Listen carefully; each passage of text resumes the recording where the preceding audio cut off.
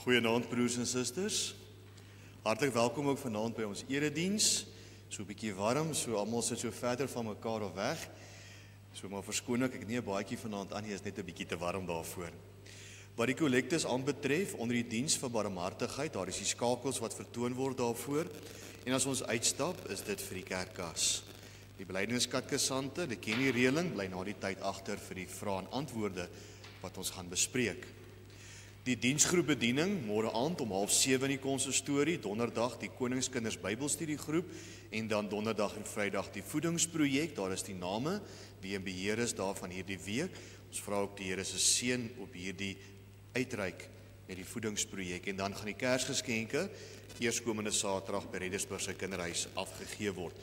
Ons bid is ook dat die Here hulle reispad veilig sal maak, dat ook 'n geseënde mooi geleentheid sal wees eerskomende Saterdag. Nou broers en susters, met die feit dat dit vanoggend Hervormingssondag was, het ek die voorsang van Wilmy bietjie tersyde geskuif en dit na vanaand toe geskuif, so ons jong mense het vanaand af wat die voorsang aanbetref. So jy moet maar verskoon as jy ook moet luister vir my vanaand vir die voorsang. Ons gaan dan die 3 liedere wat Wilmy opgegee het vandaan dan saam sing terwyl jy so bly sit. Eerstens gaan ons sing uit lied 212, daarvan die eerste, sowel as die tweede vers.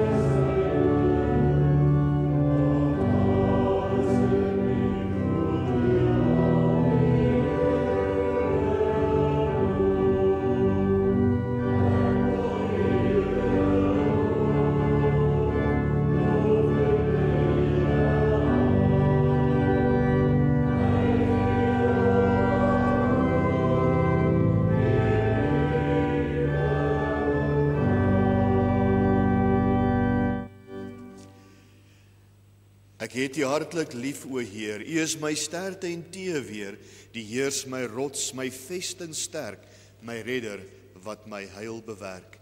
Psalm 18, ons sing daarvan die eerste vers.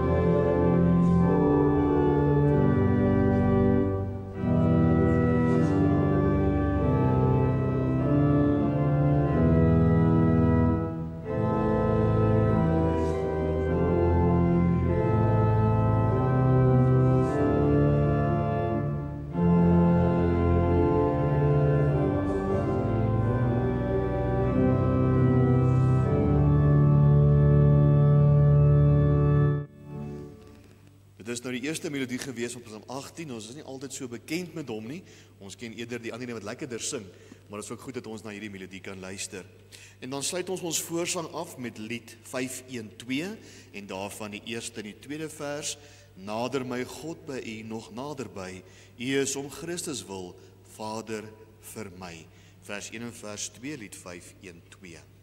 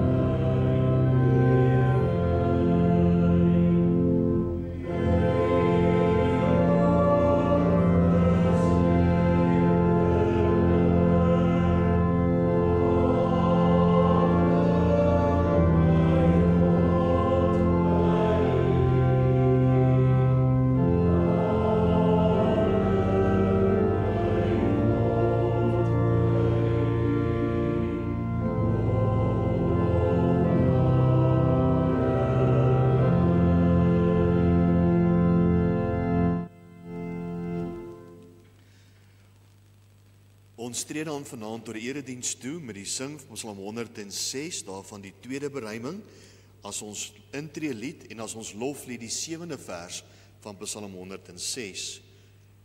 Kom loof Gods liefde onbeperk, want groot en magtig is sy werk en onbeskryflik is sy dade. Die mens sal sy guns geniet, wat doen wat God se reg gebied en hulle deel in sy genade. Vers 1 en dan vers 7 as ons loflied na die seën van die Here.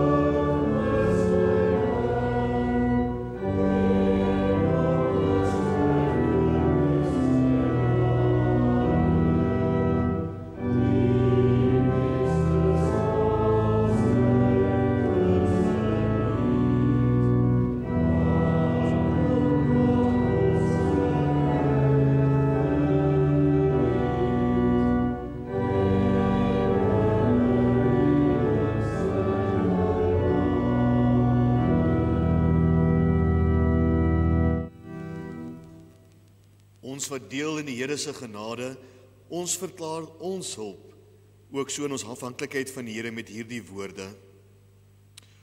Ons hulp is in die naam van die Here, wat die hemel en die aarde gemaak het en wat trou bly tot in alle ewigheid. Geliefdes, genade vir julle en vrede van God ons Vader, deur ons Here Jesus Christus in die gemeenskap van sy Heilige Gees. Amen.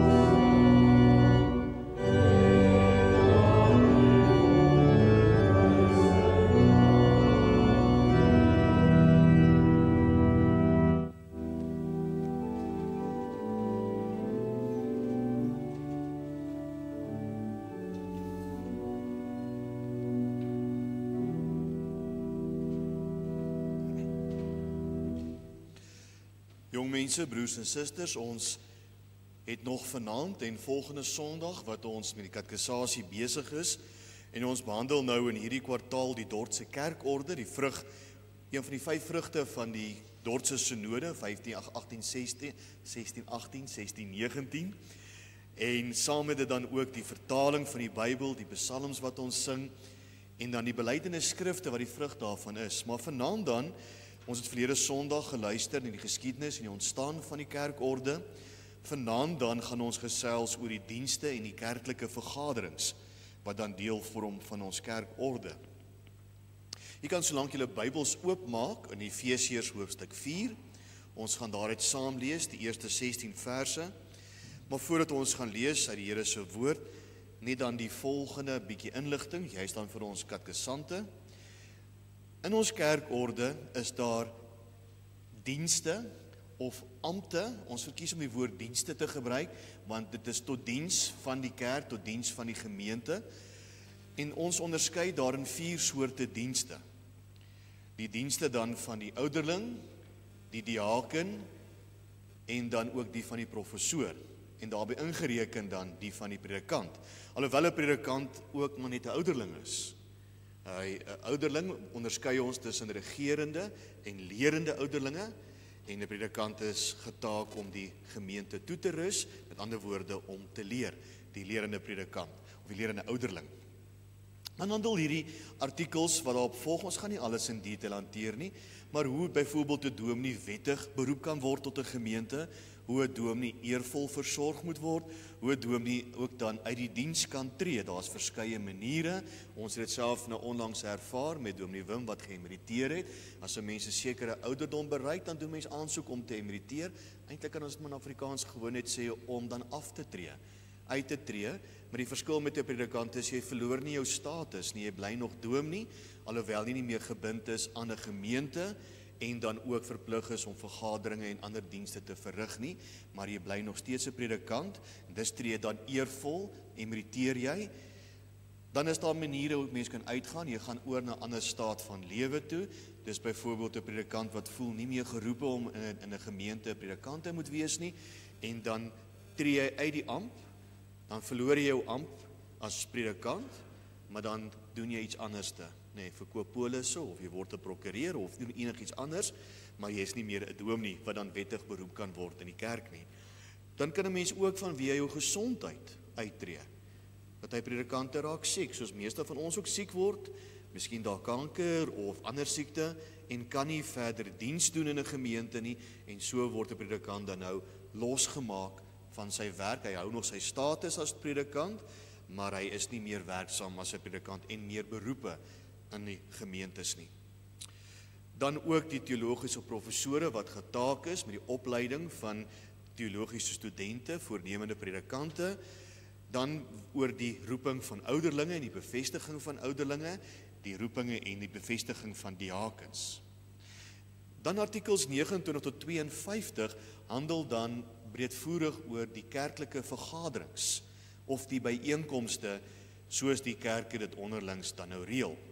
Daar is verskillende soorte vergaderings, onder andere die kerkraadsvergadering plaaslik in 'n gemeente, 'n klassesvergadering van naburige kerkrade wat dan saam bymekaar kom, 'n streeksynode, dis naburige klassesse wat saam vergader, en dan so elke 3de jaar 'n algemene synode of 'n nasionale synode waarin al die naburige streeksynodes byeenkom saam daar in Potchefstroom en dan oor sekere sake saam besin. Dan word daar reëlings getref dat kerklike sake op 'n vergadering op 'n kerklike wyse hanteer moet word. Met ander woorde ook sake waar daaroor onduidelikheid is op 'n kerkraad, waaroor dan die antwoorde is, as ons daar saam vergader nie, kan dan verwys word vir meerdere advies, byvoorbeeld na 'n klassesvergadering om ons oor hierdie bepaalde saak te adviseer. Maar die reëling is maar altyd dat die plaaslike kerkraad, 'n selfstandige gemeente, hulle sake eintlik eers daar moet afhandel en 'n oplossing daar moet vind voordat 'n mens vir meerdere advies moet gaan vra.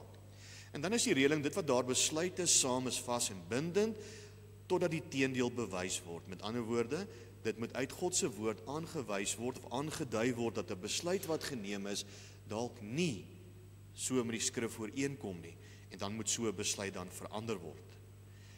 Klasses in visitasie. Visitasie is soos huisbesoek wat die predikante binne 'n klas is by ander gemeentes gaan doen. En dit moet so 2 maal 'n jaar dan plaasvind. 'n Klassesvergadering, natuurlik die vergadering van naburige kerke.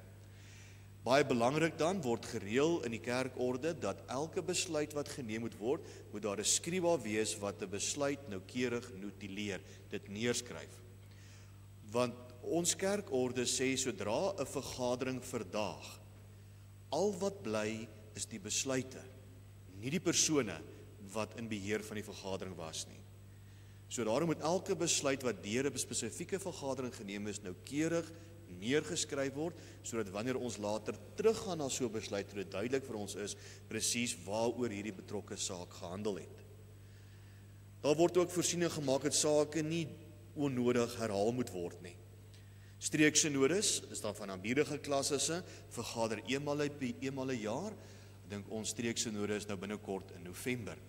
En dan volgende jaar in Januarie 'n nasionale sinode of dan die algemene sinode wat sal plaasvind, wat elke 3 jaar dan plaasvind. Dit jong mense, broers en susters, is dan wat aanbetref die dienste volgens die kerkorde en die gereformeerde kerke en dan ook die verskillende vergaderings wat ons dan in die kerke het. Kom ons lees saam met Efesiërs hoofstuk 4 en ons lees daar vanaf vers 1.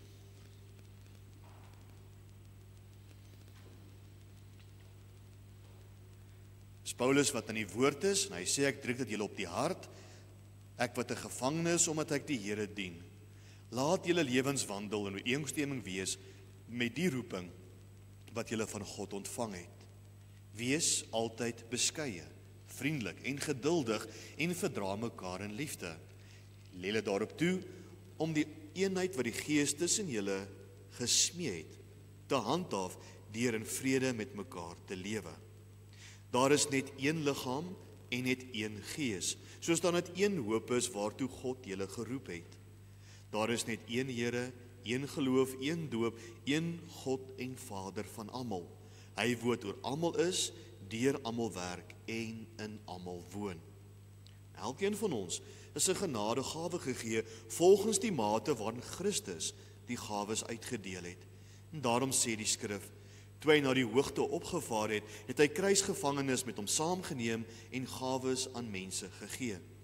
Hierdie uitdrukking, hy het opgevaar, veronderstel tog dat hy eers neergedaal het na wat laer is, naamlik na die aarde toe.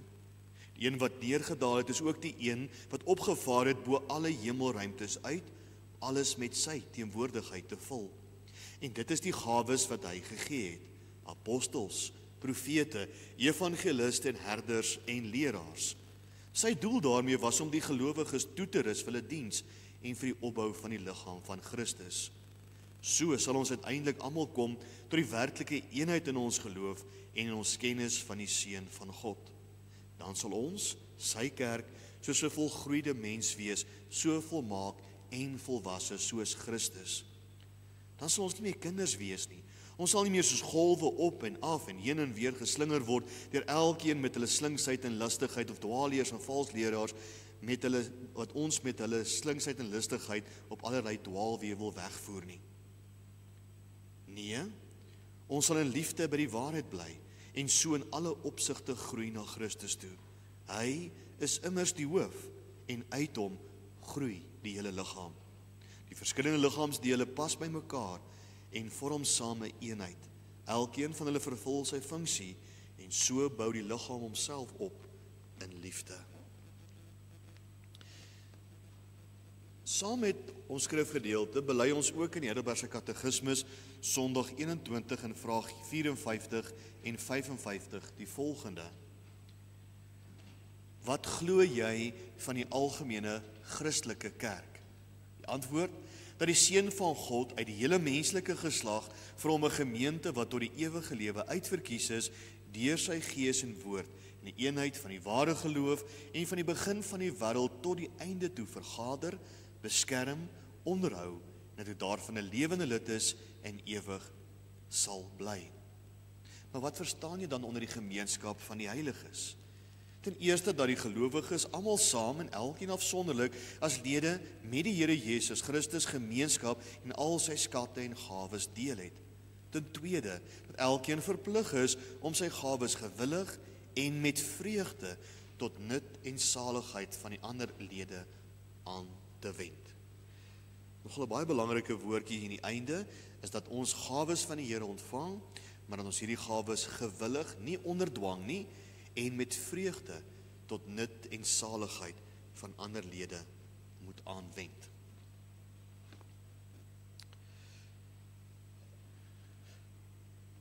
Kom ons bid saam.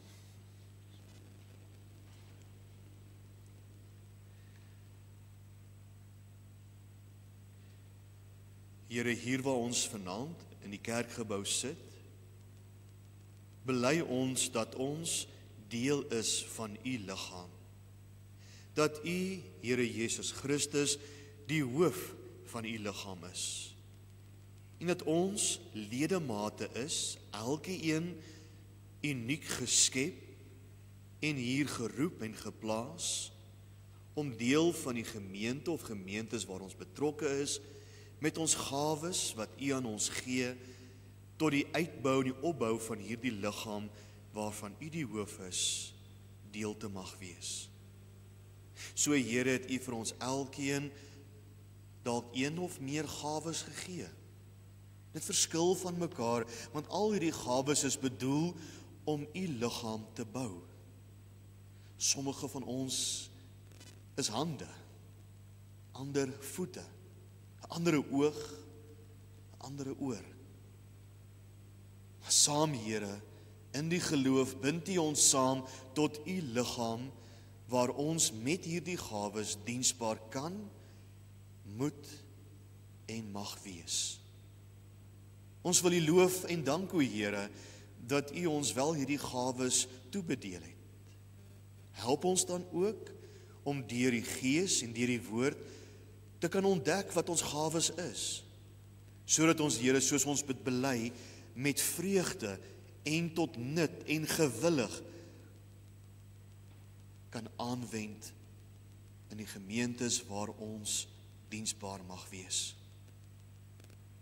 En Here, waar hier jong mense is wat besig is met die afronding vir katekisasie, met die oog om eendag ook belydenis van hulle geloof af te lê, om so voor almal en in u teenwoordigheid te bely dat u hulle enigste Here en God is, wil u hulle ook toerus, gee hulle wysheid en insig, om ook al is hulle nog jonk, bewus te mag wees van die gawes wat u aan hulle gegee het. Here, hierdie gawes word nie gekoppel aan ouderdom nie, maar in ons bereidheid om diensbaar te wees. Mag hulle nou al reeds en die mooi gawes wat u hulle gegee het, al is dit nog nie gegroei tot volwassenheid nie, of tot wasdom nie, maar dat u dit nog steeds deur hulle mag gaan gebruik en aanwend hier in die gemeente, of waar hulle ook hulle self na skool mag en sal bevind. Maar Here, ons buig nou ook vanaand in nederigheid voor u, want waar ons besig is om uit u woord te hoor hoe ons toegerus moet wees en toegerus moet word om ons gawes aan te wend. Dat ons maar sondige en klein mense is. Dat u die groot God aan ons soveel verantwoordelikheid gee. Help ons dan om dit nie in eie krag te doen nie, maar dit biddend op ons knieë van u te vra, dat u ons in ons geloof sal versterk, dat u die een is wat ons sal wys, die regte pad wat ons moet stap. Ons bid is, Here, maak dit ons nou rustig, kan ons nou vir 'n oomblik afskakel en vergeet van dit wat was en van dit wat nog moet kom. Maar dat ons fokus en ons ingesteldheid sal wees, o Here, op u en op u alleen. Seën die woordverkondiging, mag dit ook vrug dra in ons lewens en in die erediens van die lewe, waar ons diensbaar en werksaam mag wees. Dit vra ons nie met ons dit verdien nie, maar ons bid dit tot U en ons bid dit deur U Seun Jesus Christus. Amen.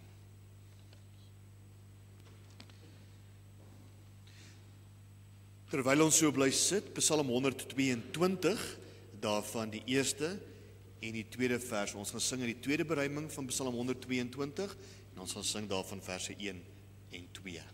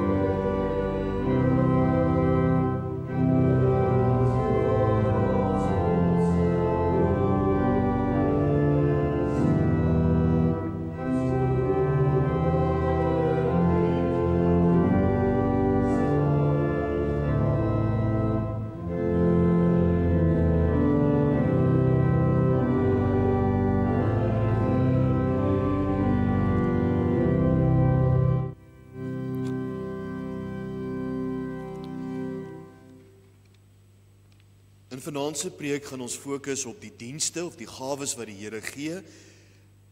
Want Christus gee gawes tot diens in sy kerk. Ons teksvers Efesiërs 4 vers 11 en 12.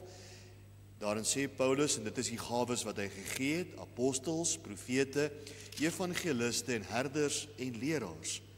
Nou sy doel daarmee was om die gelowiges toe te rus vir hulle diens en vir die opbou van die liggaam van Christus. Nou voordat ek met die preek begin, broers en susters, jong mense, hierdie lys van gawes wat Paulus hier lys, wat die Here vir ons gegee het, die van apostels en profete, evangeliste, aan die vroeë ontstaansstadium van die kerk, toe die kerk gevestig was daar die ampte van apostels.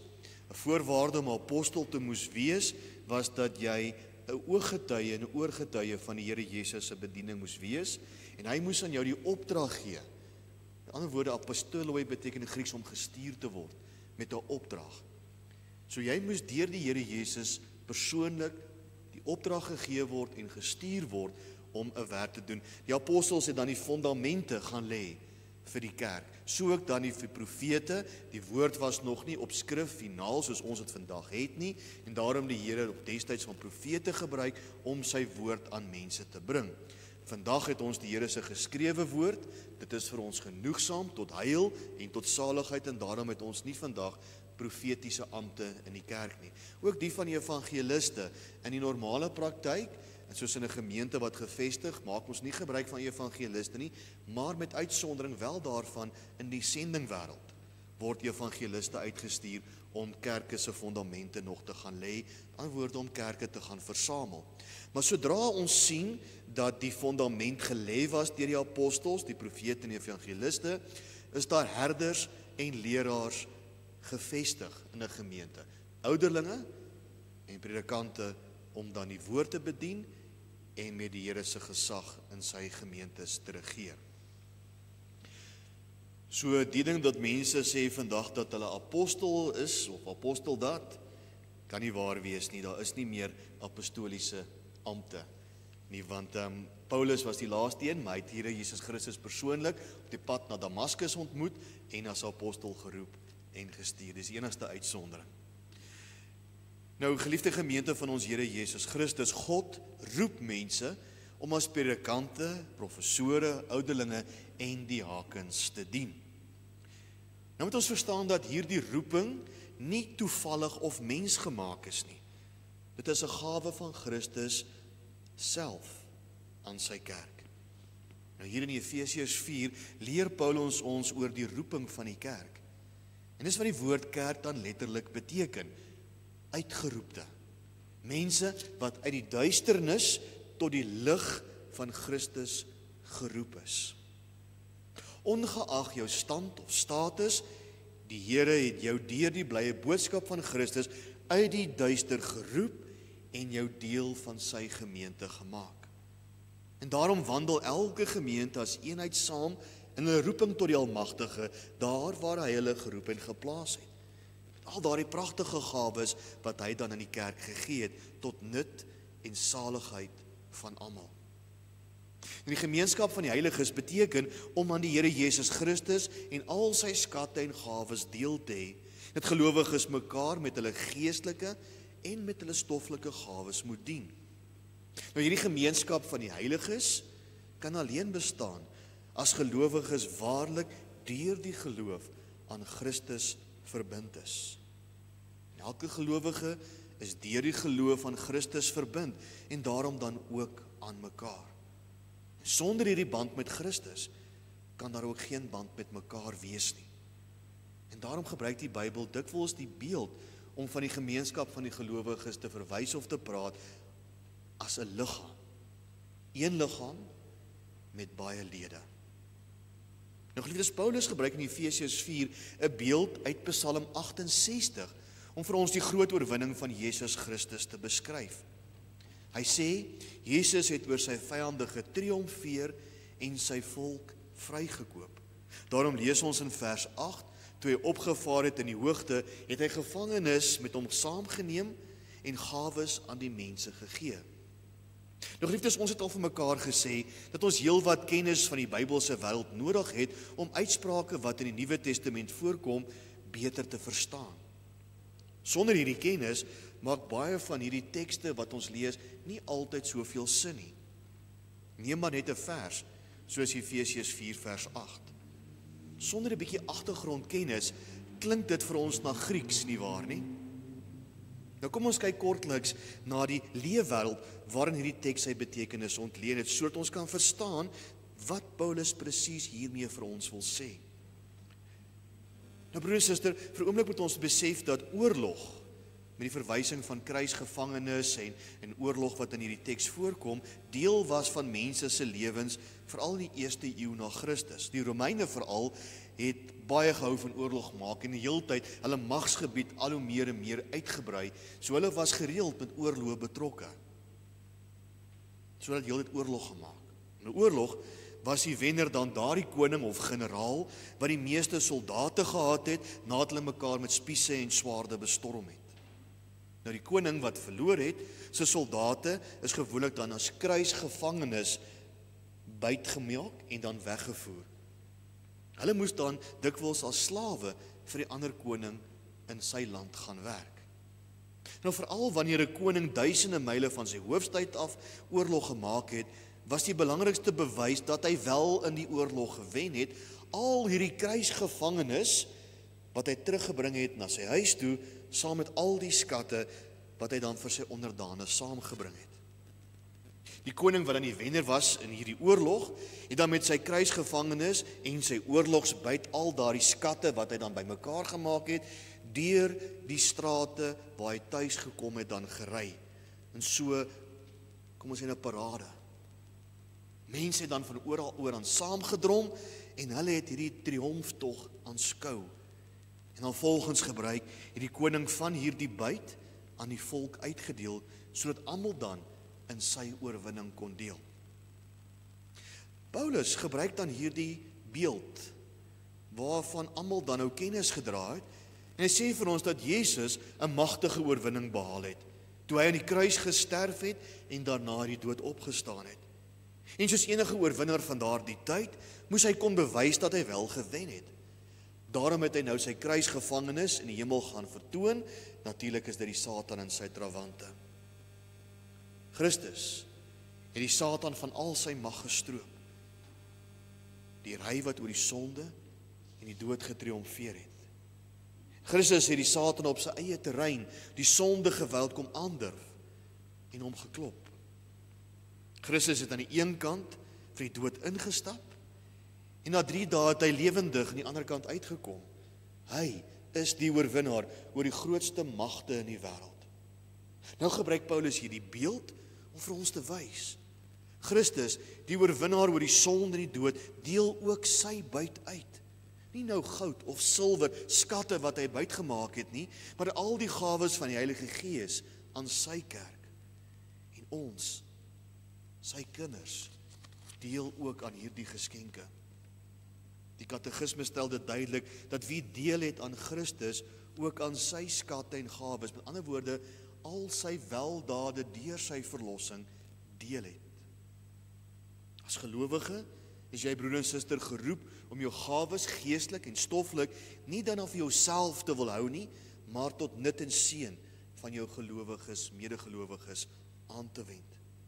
Want die koning wat oorwin het, Jesus Christus, het aan ons hierdie gawes gegee, nie bloot as 'n geskenk nie, maar as 'n opdrag en daarmee saam 'n verantwoordelikheid.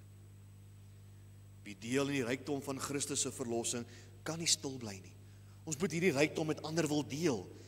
Daarom moet elkeen wat belydenis van geloof afgelê het, dan ook daardie dag met belydenis aflegging, en dikwels vergeet ons dit, 'n belofte gemaak om juis presies dit te doen. Ons word geroep om ons lewe, ons tyd, ons talente, ons besittings in diens van ander gelowiges te stel. Dit is die konkrete manier waarop ons Christus se liefde en genade in ons gemeenskap laat sigbaar word. En hierdie gawes is nie vaag of simbolies nie, dit is tasbare, konkrete gawes, want Jesus die oorwinnaar gee werklike dienste aan sy kerk. Apostels en profete vir die vestiging van die kerk in die begin. En vandag nog gehoorsame amptdraers wat vanuit sy woord regeer, lei en toerus. En al het elke ampt sy eie klem, gaan dit in Hebreë daaroor dat Christus self sy kerk regeer. En dat hy mense roep om in verskillende dienste dan saam te werk aan 'n eenheid, die groei en tot die geestelike volwassenheid van sy liggaam, sy gemeente plaaslik. So dis 'n ouderling is 'n geskenk van Christus. 'n Diaken is 'n geskenk van Christus en 'n predikant net so. Geliefdes, dikwels worstel kerke met die volgende vraag: wat presies moet hierdie ampte dan doen? Wat is die doel waarvoor die Here dan ingestel het? Waarvoor het hy mense geroep om te dien?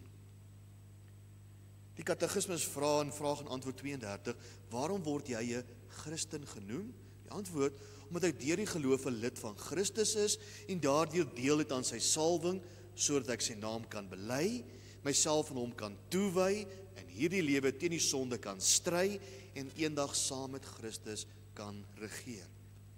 Kyk net na die werkwoorde: bely, toewy, stry, regeer. Dis nie net woorde nie, Dis wat 'n Christen doen. Om Christen te wees beteken in die eerste plek om jou geloof te bely, jou lewe aan Christus te gee, teen die sonde moedig te stry en saam met hom te regeer. Dit is hoe ons roeping in hierdie lewe leef. So wat is Christus se opdrag met hierdie gawes dan? Nou geliefdes, dis juis vanweer die Bybelse verstaan van dienste, dat die gereformeerde kerkorde ook met die bediening van die woord en die dienste begin. Artikels 1 en 2, soos ons verlede Sondag gehoor het, begin die kerkorde met die orde-reëlings. Hy sê dat daar orde moet wees en daarom is daar bepaalde reëlings. Hy gesels oor wie die kerk is en aan wie die kerk behoort. Die kerk behoort aan Christus, die enigste hoof van sy liggaam. En dan sê hy hierdie orde word gerealiseer deur die bediening van die woord. En om dit te kan doen, gee die Here gawes om dan diensbaar die woord hier te verkondig. Maar hy sê baie duidelik, Christus bly die gesagvolle hoof oor sy kerk, terwyl diegene wat in ampte en dienste staan as gelyk is van mekaar bedienend optree, met die oog op die opbou en die orde in die kerk. En hier sien ons broer en suster mooi hoe die Bybel God se woord en die kerkorde dan saamstem. Die kerkorde begin nie by administratiewe of menslike reëls nie, maar het begin soos God se woord by die lewende Christus wat sy kerk deur sy woord en gees regeer. So dis dan gebruik hy daarvoor die dienste van ouderlinge, diakens en predikante, wat nie 'n menslike uitvinding of iets is wat deur ons as mense uitgedink is om die kerk te laat funksioneer nie, maar die wyse waarop Christus dan self sy orde, sy sorg binne sy liggaam gestalte laat kry. Ek dink dikwels hier, broer en suster, jong mense, het baie mense 'n skewe beeld van wat die kerk is. Baie keer dink mense is die kerk iets wat los van hulle is. Baie keer sal mense dink, hierdie is die kerk. Hierdie gebou met sy bakstene, sy vensters, sy toring wat na die hemel toe reik, hier is die kerk. Maar hier is net 'n kerkgebou, is 'n versamelplek waar die Here se kerk bymekaar kom. Die kerk is dus daar een kant en is daar om hulle te dien. Baie keer sal mense sê en dink, maar die kerk bestaan uit 'n dominee en ouderlinge en diakens, die kerkraad, en as hierdie amptdraers niks doen nie, dan doen die kerk niks nie, glo hulle. Erger nog, baie mense sien die predikant as die kerk. As hy nie iets doen nie, dan doen die kerk niks nie. Byvoorbeeld, al besoek 100 lidmate my as ek siek is, as die dominee my nie besoek het nie, het die kerk niks vir my gedoen nie. Daarom vra mense dan ook, wat doen die kerk hieraan of daaraan? En nie, wat kan ons daaraan doen nie? Paulus sê vir ons baie duidelik in Efesiërs, dat Christus hierdie gawes met 'n spesifieke doel gegee het. So as ons dan kyk na die dienste van die ouderling, diaken, predikant wat ook 'n ouderling is, en die professore, dan broer en susters, is dit baie belangrik dat ons 'n oomblik moet dink wat hierdie doel is. In die eerste plek sê hy, dit is om die gemeente toe te rus. Efesiërs 4 vers 12 sê duidelik, om die heiliges toe te rus vir hulle dienswerk, tot opbou van die liggaam van Christus. Met ander woorde, die Here gee in sy genade ampte aan sy kerk, sodat sy kinders toegerus kan word vir diens. Maar wat beteken dit dan om iemand toe te rus? Die woord wat Paulus hier gebruik, beteken om iemand dan gereed te maak, te herstel of te vorm, ons kan ook sê voorberei. Nou gebruik hy weer daai gedagtes van 'n Romeinse generaal wat sy soldate vir 'n veldslag voorberei het. Gewoonlik word hulle wapenrusting uitgedeel, hulle word ingeoefen en hulle word geleer om as een liggaam te kan funksioneer, om saam as 'n weermag, 'n leermag tot hierdie gevegslinie te kan toetree. En net so broer en suster, met hierdie beeld in ons gedagtes, soos die amptdraers dan die toerusters van die gemeente.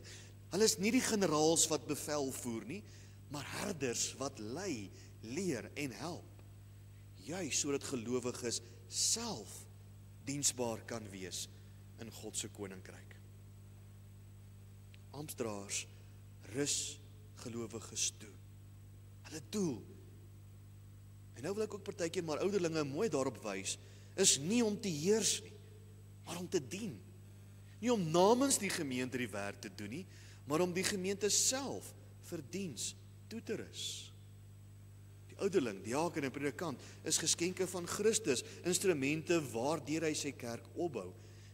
Hulle taak, hulle doel is juis om die heiliges toe te rus, om self ligdraers te wees, om die woord uit te leef, om barmhartigheid te bewys, om met geloof en volharding te dien. Soos Paulus in die Korintiërs sê, volg my soos ek Christus volg.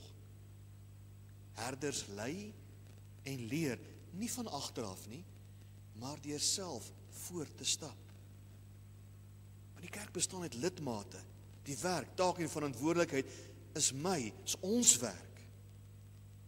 Die kerk doen wat jy as gelowige doen. As jy siek is besoek, dan besoek die kerk siek is. As jy die woord uitdra, dan dra die kerk die woord uit. As jy meeleef, leef die kerk mee. Nie ek alleen nie, maar ons is die kerk. Die doel van die toerusting is dan, soos Paulus vir ons sê, tot die opbou van die liggaam. Efesiërs 4 vers 12 vervolg, sodat die liggaam van Christus opgebou kan word. Ja, wanneer die gemeente toegerus word en elkeen sy roeping uitleef, dan geliefdes, groei die liggaam in geloof, liefde en eenheid. Die kerk word gesond, volwasse, want Christus bou self deur sy gees aan ons. En as ons dit besef, dan broer en suster, behoort dit vir ons baie moeilik te wees om te huiwer as die Here ons roep. Wanneer hy jou talente en gawes gee, sê eerder nie nee nie, maar Here, hier is ek. Gebruik my tot u diens. Want die ampte lei uiteindelik tot dienswerk. Want amptdraers, wat deur die Here ons gegee word, skep 'n ruimte waarin die woord en die gees mense se harte verander, sodat elke lidmaat sy of haar eie roeping kan uitleef. Ek kan dit nie genoeg herhaal nie. Die amptdraers doen nie die werk namens die lidmate nie, maar elkeen help om self deel te neem aan die dienswerk van Christus. En so moet die ampte dan ook bemoedig en versterk. Want 'n ware amptdraer, iemand wat gelowig hierdie roeping uitleef, is 'n herder, nie 'n inspekteur nie. Wanneer hulle nou gaan huisbesoek doen, dan besoek hulle uit liefde, nie uit plig nie. Hulle bring daar by die huise troos, nie oordeel nie. Die diaken sien die nood aan, moedig aan om mee te leef, saam te leef. Die ouderling lei tot gehoorsaamheid aan die woord. Die predikant verkondig met oortuiging die genade van God. Saam dien hulle om die liggaam te versterk. Maar die kerkgeliefdes bestaan nie net uit ampte nie. Die kerk is nie net die predikant of die kerkraad nie. Dit is ons almal saam, liggaam van Christus. Elke gelowige is gesalf deur die Gees as profeet, priester en koning. Daar is nie iets soos 'n werklose Christen nie. Dit is ons word opgeroep om saam te bid, saam te dien, saam te groei. Wanneer jy dien, dan dien jy die kerk. Wanneer jy meeleef, leef die kerk mee. Wanneer jy getuig, getuig die kerk saam met jou. Maar dominee, hoe kan ons dit prakties doen? Jy broer en suster, jong mens, fyn ingestel te wees op mekaar se nood. Bring dit onder die aandag van die diakonie. As jy weet van 'n medegelowige wat swaar kry, met wie dit nie goed gaan nie, moet dit nie vir jouself hou nie. Nie kwaad wees vir die dominee omdat hy dit nie kon ruik nie. Nee, gaan vertel dit vir jou diaken. Gaan gesê dit vir jou ouderling, sodat ons kan help as gemeente, daar waar dit nodig is. Vorm Bybelstudiegroepe, gebedsgroepe, bid saam. Hou wijkbyeenkomste. En as daar 'n oproep na jou toe gemaak word deur die ouderling of diaken om 'n huisbesoek te doen, sê broer of suster, jy is welkom, kom. Laat ons saam gesels. Eet saam, bid saam, vier saam fees, bemoedig, bid vir mekaar. Want wanneer ons so saam aanbid, saam luister na die woord, selfs saam tee drink na die diens, dan bou Christus self aan sy liggaam. En hierdie eenvoudige, heilige gemeenskap leer ons geliefdes om saam te groei in sy genade en vrede. In die gawes van die dienste van ouderling, diaken en predikant. wat hy gegee het. Nou jong mense, broers en susters, Christus gee sy kerk die gawe van die ampte, nie om te heers nie, maar om te dien. Nie om afstand te skep nie, maar juis om te bou.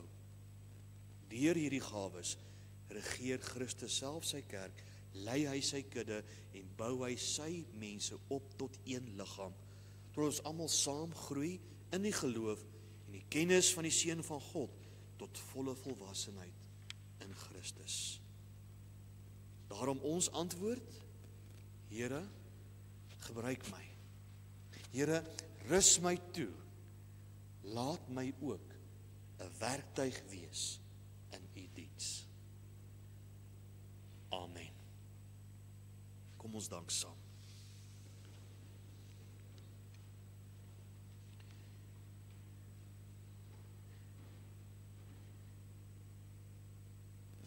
Here, u gee vir ons die gawes. En soos ons dan vanaand uit die woord gehoor het, en besonder die gawes van ouderlinge, diakens, herders, leraars, predikante, hulle wat deur u geroep is en ook geantwoord het op u roeping om diensbaar te mag wees. Wil ons dan, o Here, ook hulle hande sterk maak, hulle wat geroep is tot hierdie besondere dienste. Dat ons saam met hulle werk om ook dan toegerus te mag word tot diens, tot diensbaarheid in u kerk en in u koninkryk. Dankie Here vir die mooi gawes wat u in ons gee. Dankie ook, o Here, dat dit ten doel het om u gemeente uit te bou, op te bou tot 'n sterk liggaam waarin elke een diensbaar is en sy en haar werk verrig, soos u ons daartoe toegerus en geroep het. En Here, waar ons nou soms in swakheid nie gehoorsaam is aan hierdie roeping nie, bid ons Here dat u ons tot bekering sal bring, dat ons weer met al ons kragte tot ons beskikking sal doen dit waartoe u ons geroep het. Ons wil dan Here ook ons ouderlinge en diakens, ons kerkraad, ons predikante en die gemeentes ook aan u opdra in ons voorbidding. Wil u hulle hande versterk? Meer nog, Here, wil u in hulle geloof versterk. Hulle vertroue op u wat hulle geroep het en hulle toegerus het met hierdie gawes. Dat hulle 'n dienswerk sal verrig, nie om daardeur menslike aansien te kry nie, nie deur om raak gesien te wil word nie, maar dat u deur hierdie eenvoudige dienswerk geëer, geprys, geloof mag word. Here, ontferm u oor ons. Sien ons in die kleinheid raak en wees ons arme sondaars genadig. In Jesus naam bid ons dit. Amen. Geliefdes, nou 'n geleentheid vir die elektroniese afdra van ons liefdegawe. Ons gaan afsluit deur sing uit Psalm 84, ook die tweede beruiming daarvan, en ons gaan sing vers 1 en vers 5. Psalm 84, die tweede beruiming, verse 1 en 5.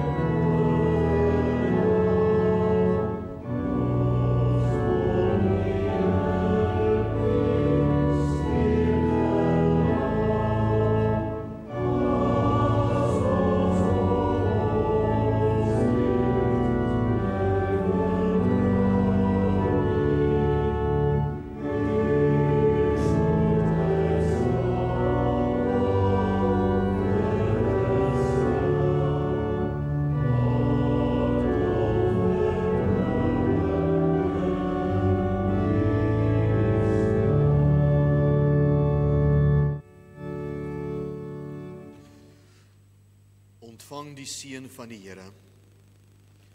Die genade van ons Here Jesus Christus en die liefde van God en die gemeenskap van die Heilige Gees sal by julle almal wees. Amen.